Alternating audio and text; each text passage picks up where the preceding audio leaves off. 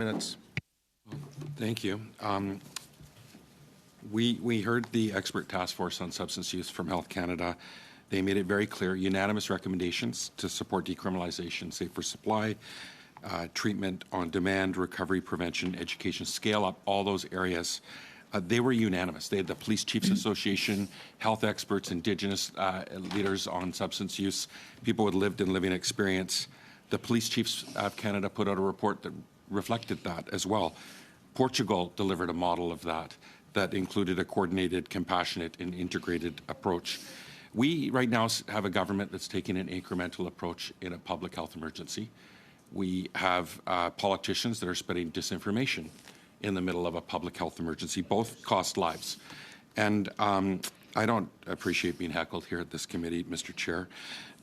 Secondly, you know, we put forward a bill, Bill C-210, to take a health-based response to the toxic drug crisis, hoping that it would get to committee and at least have an opportunity to be looked at. We have had an auto summit on theft of autos, which is, of course, an important issue, but this is the leading cause of death in my home province under the age of 59. Still nothing. We have not had the government declare a national public health emergency. We're glad today in question period, under our pressure to finally see that they're going to reinstate somewhat of a form of the expert task force on substance use. That's a relief. But Portugal, what they did is they implemented their expert task force, and the politicians, where they were heroes, they got out of the way. They let the experts lead instead of ideology.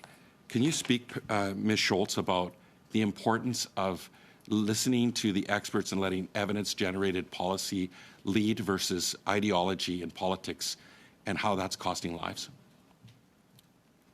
We see it again with the Alberta model, how that is failing, because Alberta has chosen to keep a focus only on a narrow scope of opinions, whereas when we let the experts lead, we look at all the available evidence and follow that.